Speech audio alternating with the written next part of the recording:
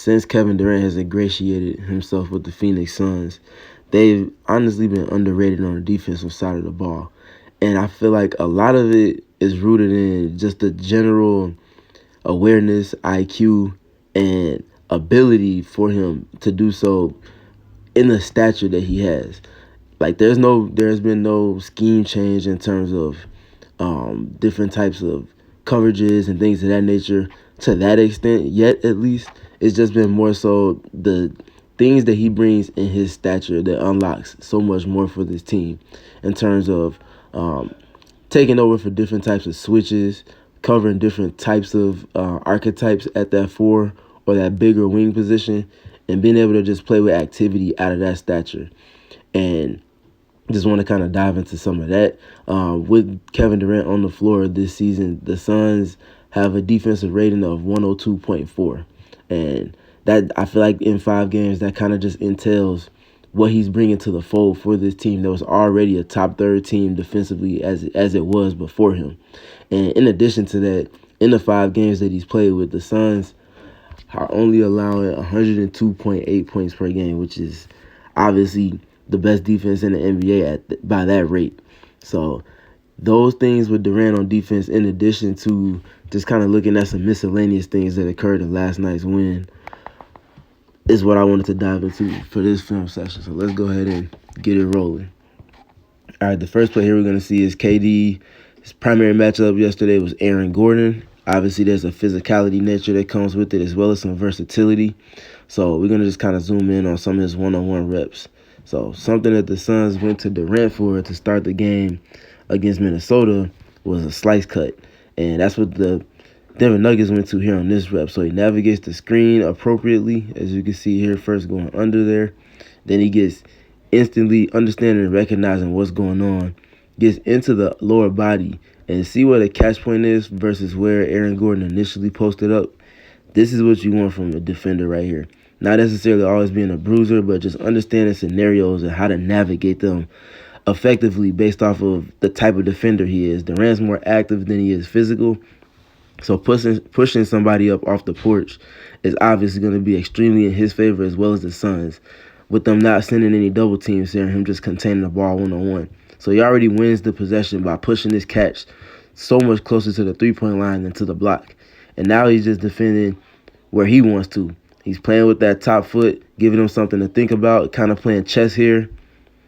And it ends up containing the ball again, absorbing the contact here with the chest on the shoulder, forcing a turn, forces him to terminate his dribble. And now he's without the dribble. They end up getting a basket out of it, but it's the process. And seeing the process play out, Durant completely taking away this look from the Nuggets' #1 option in last night's game. That's what you want to see. All right, in this next rep here against Aaron Gordon, he gets the hit ahead, as you can see. And now Durant is defending in isolation again, one-on-one with Aaron Gordon with the live dribble. And we're going to see him just do another excellent job. Forces a turn off of the initial middle drive and then contains the counter. So takes away the primary, and then look at the change of direction here as he absorbs the contact. He doesn't overstep, doesn't over-anticipate. He's just reacting, and he's reacting on time and is able to end up dictating because he sticks in front of the ball so well and then comes up with the block, as you can see, to finish it. Again, this is just something the Suns did not have because they didn't have a player of his stature to fill that void at the 4 position. They had Jay Crowder, obviously, who was as stout as it gets, but he just doesn't have the requisite stature to defend against these types consistently the way that Durant can. And I feel like that's a lot of what has helped change the look of this team defensively. All right, and then on this rep here, we're going to see more Durant on defense here. Now he's in isolation initially. They're just kind of flowing through on offense, trying to find something. And then we're going to end up getting into what really we want to see here and zoom in on is this rotation here. Because previously in different renditions, the Suns had any multitude of wings, including Mikal Bridges, who's obviously second in defensive player of the year race last season, and Jay Crowder, who's one of the best defensive anchors from the 4 spot in the NBA. The difference between him, Mikal, and Kevin Durant, again, is the stature. So making these type of dynamic rotations where you're helping the helper, playing as the sink man after Busy helps to put out the fire, stepping over and being able to rim protect as a secondary player, not necessarily the first guy that guys are driving at, but after a rotation is made, who's the next guy that's stepping up to protect the basket? That's Kevin Durant. And he's able to do that on time and on schedule with his rotations. Again, this is the IQ that we spoke to. And just cover up for the messes and clean it up. And he's able to get this block. It would have been even more emphatic if Najee didn't get away with this offhand getting in here to armbar Durant's block here with the left hand. Nonetheless, you see the process playing out there defensively. And then, all right, we got this last rep here from last night's game where we see him just standing lockstep in isolation, and he's able to garner the stop. Again, just being able to play chess, all of this top foot, switching the top foot, and moving his hands is just giving the offensive player different things to think about as he tries to go about attacking Durant in isolation. And then again, to finish it all off, like all that is good, but if you can't get up a good contest in addition to all of that, it's almost not even needed because it won't matter. But the fact that he's able to also do all of that, regain, and then get a great contest up, it just speaks to how honestly very good, above average of a defender that Kevin Durant is. And he has the potential to be even better than that in certain moments and certain matchups. And kind of speaking to that, going back to Minnesota's game from Wednesday, we kind of look here. So they're going with some elbow cross-screen action. They go horns out. And Durant switches it with Torrey Craig, as we can see here. But he doesn't just switch it and just allow for them to flow into their offense. No, he's switching aggressively. This is the difference right here. Not just passively switching and handing off the baton to one another, but doing so and dictating with your switching. That's what Durant brings to this team. He has a certain demeanor and disposition about him on defense, especially when he's engaged, and he's clearly trying to set a message and set a tone with this team. Goes and forces this action away. Mike Conley wants to go to Ant Edwards here. That option's not there. They go to the next option with Karl-Anthony Towns, and he's not just denying, but he's denying and getting a hand in there for Karl-Anthony Towns to think about something too. All of this is just eating away at the shot clock. He, again, stays in denial. And now the Timberwolves are forced all the way off script here. We're going to see Karl-Anthony Towns trying to attack in isolation. That's not necessarily his cup of tea, especially against the active defender like Torrey Craig. But the tone is set for this possession that ends up in a turnover, or a block shot from Biyombo, all by Kevin Durant from the forefront. And then on this next rep here, this final rep defensively with Durant, we're going to see him just kind of holding down the fort. We want to start here looking at this initial screen from Naz Reid. The recognition of not overhelp and concede the pop, because Naz Reid is not just a bruiser and a good screener, but he's also excellent in the pop game. So recognizing that Cameron Payne has the angle and that he doesn't need to overhelp here, so flowing over to stay in position, not necessarily taking the pass away, but just taking away the opportunity for a pop and shot here from Naz Reid is what you want to see. In addition to all of that, he's also gapping here on on Kyle Anderson coming for this handoff here to give Terrence Ross space to go under if he elected to. That spacing and that understanding of angles is going to then, on the reject here from Kyle Anderson, allow for Kevin Durant to slide in. Again, IQ and positioning and skill to be able to get a block, which we're going to see here. This is what you want to see. And he's just on schedule. And again, not to say Mikal Bridges and Jay Crowder couldn't make these rotations, because they definitely could.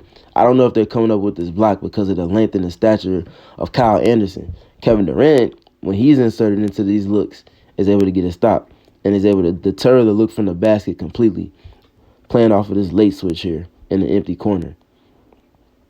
And he's able to block this shot. Very impressive, again, with his offhand this time. And then they're off to the races.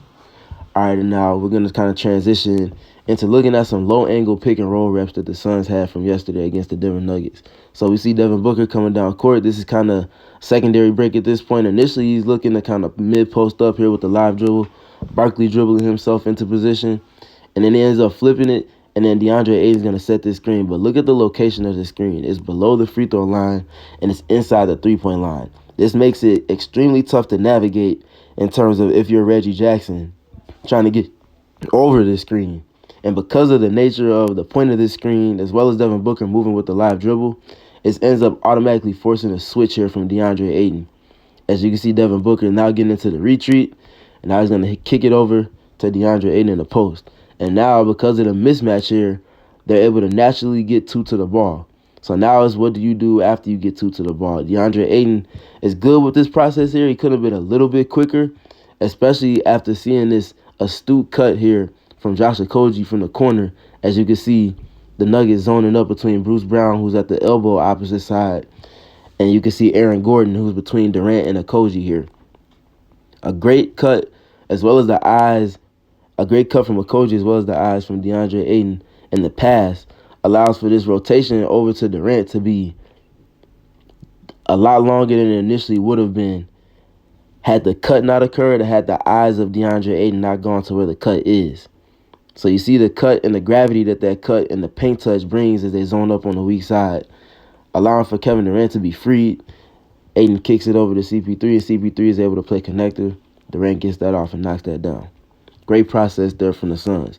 And then I feel like that rep and what the coverage was that they got from it kind of played into what we see here from Chris Paul and Kevin Durant, which is something, again, that I've been asking for, I've been waiting to see. So we see a stagger from the other side of the floor, and then we see an empty corner pick and roll here, a low-angle pick and roll from Chris Paul and Kevin Durant. Durant just rolls into mid-post position for an isolation touch, and then they're going to kind of play boomerang here as he gets a little extra attention from the nail, kicks it to Chris, and then Chris quickly kicks it right back to him, and then allows for him to work in space, and he's able to get over the top, get into a comfortable spot for his pull-up, and then he knocks it down. All right, this next rep here is something that I want to continue to see more from Josh Okogie as well as Torrey Craig. So one way that those two who are not necessarily the best spacers can get involved in action on offense is by early in the play, getting ahead of it, and then getting into these pistol screens. This is a way that Mikal Bridges scored about half his points per game prior to this season, just by getting out on the break early, filling the lane in transition, and then getting into these little early offense step-up screens, the pistol screens with Chris Paul. And notice, by nature of him getting out ahead of the break, the defense is not set. Not only is the defense not set, but the defense is also waiting for the rest of the offensive players who are behind the ball to get into the play. So as they wait for their matchups, by nature of the spacing of the players being behind the ball, the pistol screen is early enough to where there's no one from the Nuggets that's below the free throw line. And if you're seeing this, 9 times out of 10 is going to see a switch, which is going to automatically put the player that's on Chris Paul initially behind as he gets into the screen, and then the push-off leaves him wide open underneath, and it's a layup at that point. And then this last rep here we're going to look at is going to see after timeout play that the Suns have went to it in a different variation often. So we're going to see just a quick skip as you see Chris feed it to DeAndre Ayton. That flows into a handoff, and that handoff is all dummy action because it's just flowing back to this quick skip to the opposite side, back to the side it started on, and then it's going to see a quick pin-in screen as we see there from Torrey Craig. And the pace of this play is key with everything. So anytime you see it, the skip and then the action, the pace is so quick. And it's taking advantage of the initial positions of the defense, and then takes advantage of, as the ball quickly skips and rotates, getting the reaction advantage. And you see the reaction advantage as Bruce Brown is initially chilling on Devin Booker. And then on a screen, you see the reaction. Devin Booker's initially chilling. He's kind of pointing dummy action again. And then a great screen from Torrey Craig gets the separation in addition to the reaction advantage. And Devin Booker knocks that down. Suns have had a great process defensively, especially with Kevin Durant. And they've started to sprinkle in some of the things that they do well offensively in addition to that to establish a great flow and feel. And they're extremely just operating in a great place right now on both sides of the ball. And I'm expecting to continue to see both sides perk up as they start sustaining some health and start building up more consistent reps with each other against different opponents.